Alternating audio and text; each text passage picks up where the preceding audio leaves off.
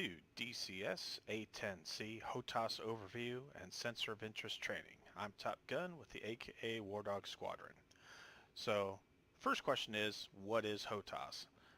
I'm assuming that if you're watching this video, you either just bought the A-10C or you've had it for a little while and you're just now trying to get a bit more in-depth into it. Some core concepts that you're going to have to be familiar with is HOTAS and what controls you have on them, or what you will need, especially if you don't have a Warthog controller. You need to know which things to map. And you'll need to know sensor of interest and sensor point of interest, otherwise known as SOI and SPI. So before we dive into that, I'm going to back up just a little bit. Let's talk about cockpits for a little bit. Specifically World War I and then World War II. In those cockpits, you had, as time went on, progressively more and more controls in the cockpit, but pretty much most of the time those controls only did one thing. You had a landing gear lever, for example. It always worked the landing gear, that kind of thing. You know, it never did anything else. You didn't have any real switches or controls in the cockpit that had multiple purposes, did multiple things depending on conditions of the aircraft. I'm sure there's probably a couple of exceptions people can think of, but by and large, that's how it worked. And, like an extreme example is if you look at an old photo of like one of the original 747s, just a nightmare of switches and gauges. And everything there just basically did one thing and one thing only, each switch and each control. So in combat, obviously you don't want to take your hands off the stick or the throttle, especially in like a fighter aircraft. So if you're trying to manipulate the radar and whatnot, or trying to lock up a target, you don't want to take your hands off of either of those controls to do so. So as time went on and engineers, kind of did more complexity in the cockpit, their main goal is to try and keep the pilot's hands on the control as much as possible, and thus the concept of HOTAS was born, which stands for hands-on throttle and stick. So the whole point is the most critical controls you need for your combat missions are available to you at your fingertips. You don't need to take your hands off the controls. So that's what that stands for. So in the process of doing so, there's still a lot of controls in the cockpit, as you see, but a lot of critical controls that are at your fingertips, there's not very many of those controls. And that's very deceptive, because these few controls that you have access to on your stick and throttle can do a lot of different things. You're not just looking at, when you look at the DMS, Delta Michael Sierra, this one right here, you're not just looking at a single four-way switch. And this thing has a multitude of different commands that it can do depending on which way you're pressing the switch, how long you're pressing the switch, and which sensor is currently active in the aircraft, specifically since we're talking about the A-10C. So let's talk about sensors. You have three main ones and two kind of minor ones. So you have the heads-up display right here. That counts as a sensor.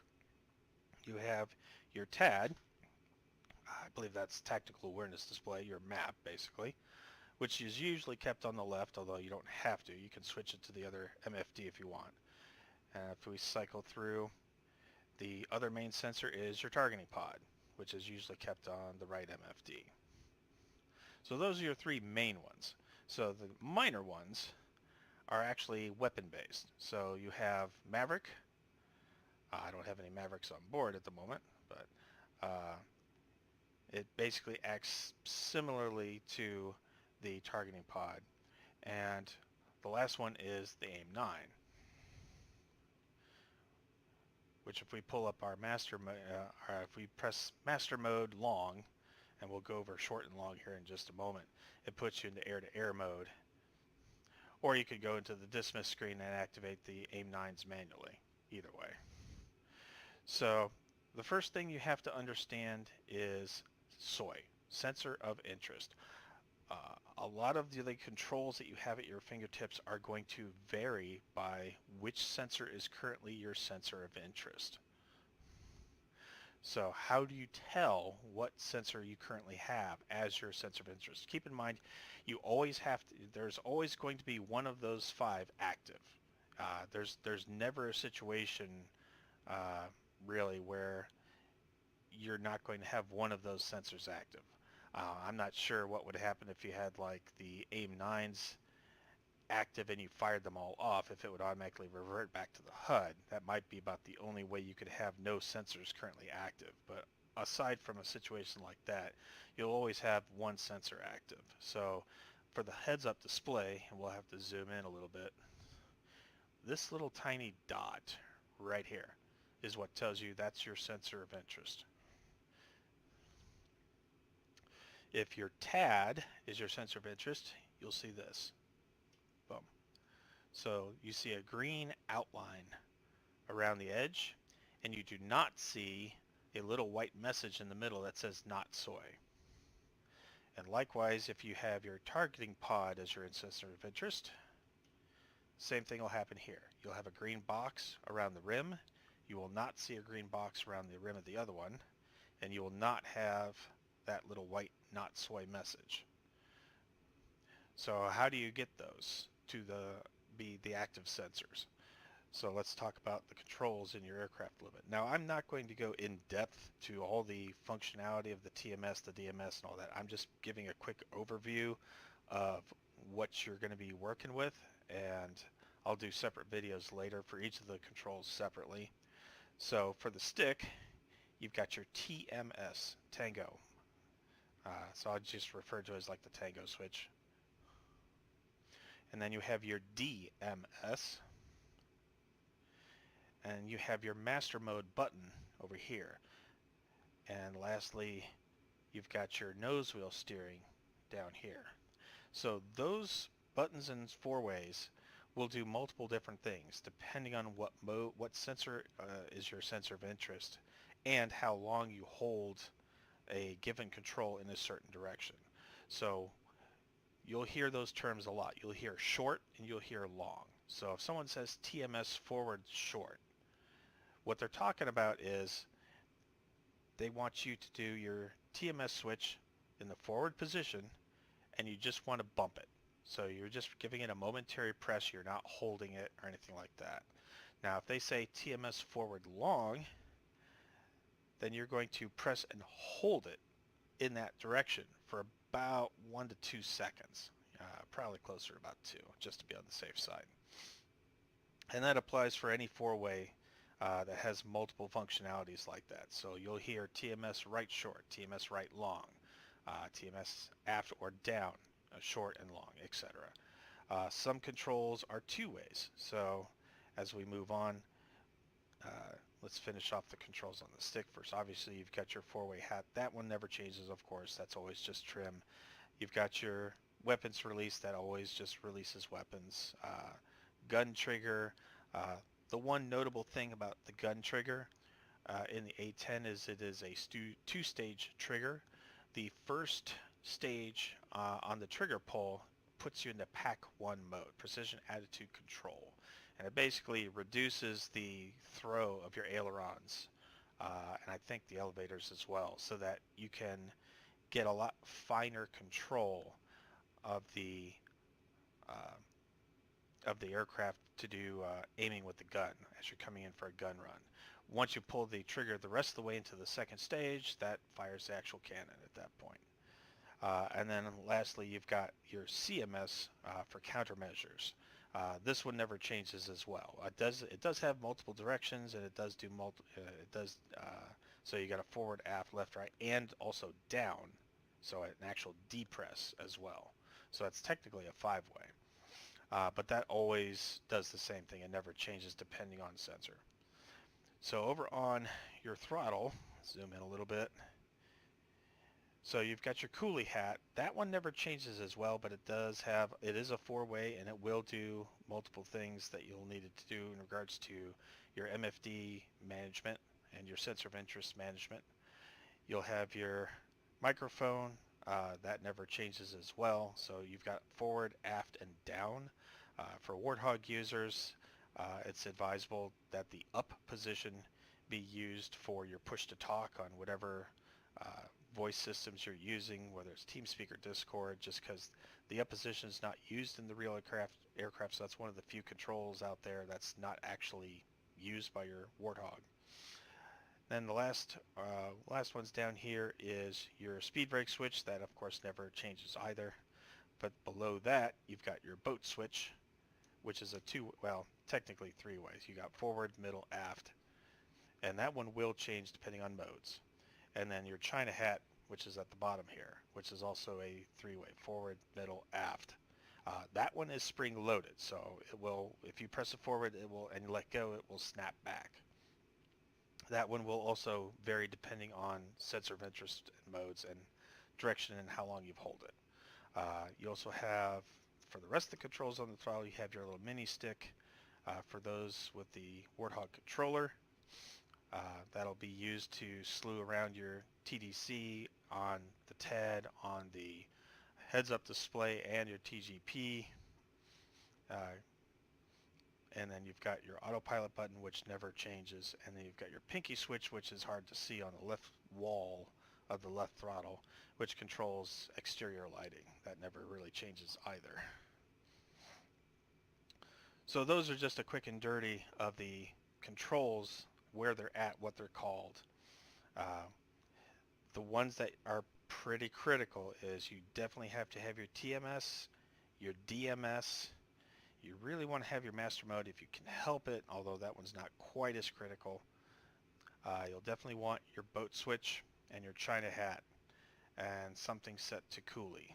So, and something to control your TDC sluice. So either a mini stick, so if you've got the Thrustmaster, you're all set because you have that.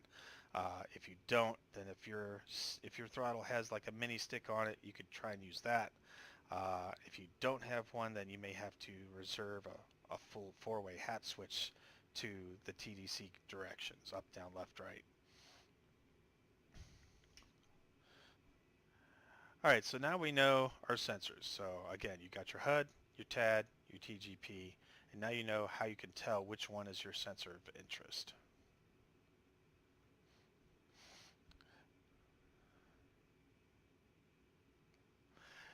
Now, the rest of this is definitely going to be extremely in-depth. They're probably going to be pretty long videos. What I'll end up doing is basically just focus on a single switch in the cockpit, so like the TMS, and I'll go through what that control does in each sensor mode, and in each direction in the presses and whatnot. So if your sensor of interest is your HUD, this is what the TMS is going to do in all four directions, and in the short and long presses for each. So just keep in mind that this aircraft is really geared for working around that set of systems and sensors.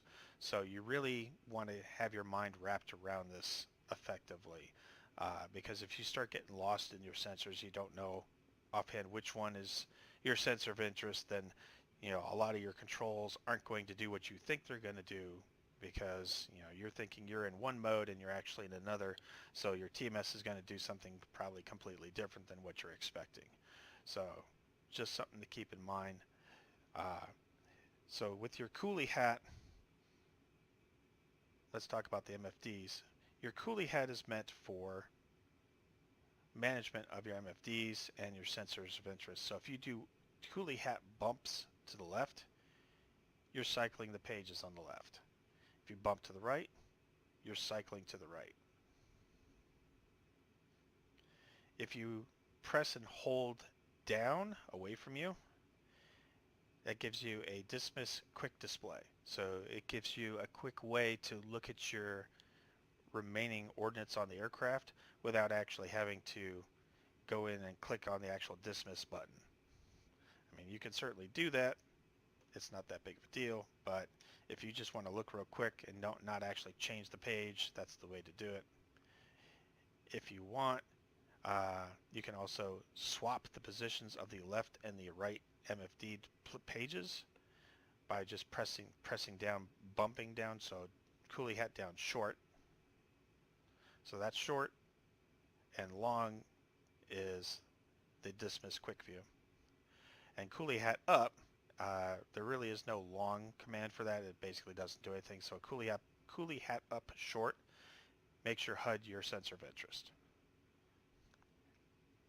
So if you want to make, so let's say I want to make my TGP appear on my right MFD, and I want to make it my sensor of interest. You want to bump it to the right until you get to your TGP page, and then right long until it's your sensor of interest.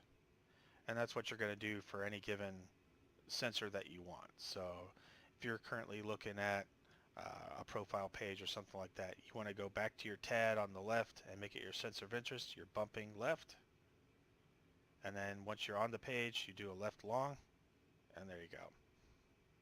And that's all there is to it. It's just a matter of getting the right controls mapped that you need, and then learning the visual cues for what you're trying to do. So in this case, you just want to make sure you're seeing that green square and you're not seeing the not SOI message there. So like I said, this has been just a quick dirty video. I haven't gotten into much detail on any of the modes or anything, and that's by design. We'll get into more detail later. So that's it for now. As always, if you have any questions, comments, concerns, please let me know. Thank you very much.